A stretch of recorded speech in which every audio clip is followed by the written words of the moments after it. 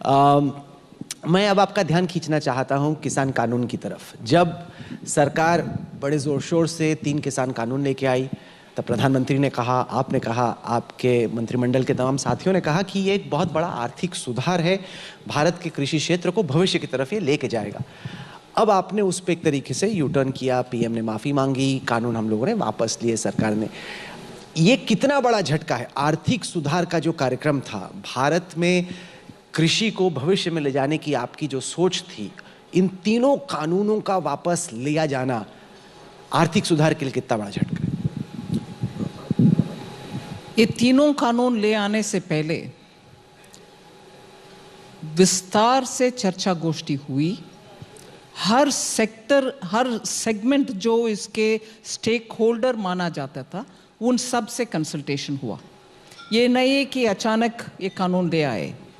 और आज इस संदर्भ में प्रोटेस्ट के साथ हाँ में हाँ बरवाने ऑपोजिशन वाले को मैं पूछती हूँ, उनके मैनिफेस्टो में भी इन कानून का जिक्र है, उनके राज्यों में भी इसका 1 अंश 2 अंश फुल्ली इम्प्लीमेंटेड है।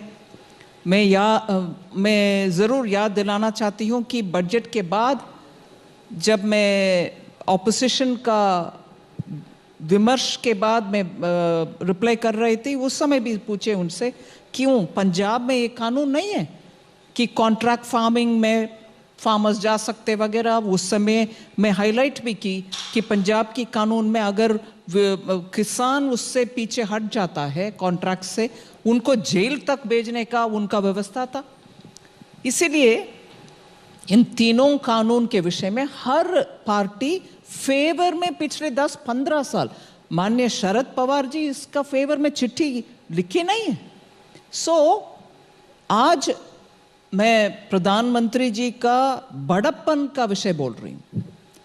पूरे भरोसा के साथ होमवर्क करके कंसल्टेशन करने के बाद कानून ले आए, पार्लियामेंट में पारित हुआ, लोकसभा में पूरे समर्थन मिला और राज्यसभा में भी चर्चा के बाद नरेंद्र सिंह तोमर जी आकर जवाब भी दिए।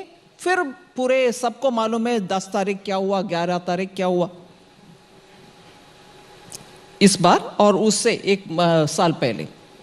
ये कानून रिफॉर्म वाले और फार्मर्स के फेवर वाले, ऊपर से स्मॉल फार्मर्स के फेवर वाले, ऐसे अचानक नहीं आया।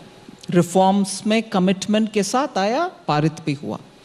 ठीक है, अभी जो प्रधानमंत्री जी उनके तरफ से बोल दिए, उसके बाद उसमें नया कुछ में जोड़ने का नहीं है कि हम कन्विक्शन के साथ ले आए, किसान के हित में ले आए, स्मॉल किसान के हित में ले आए।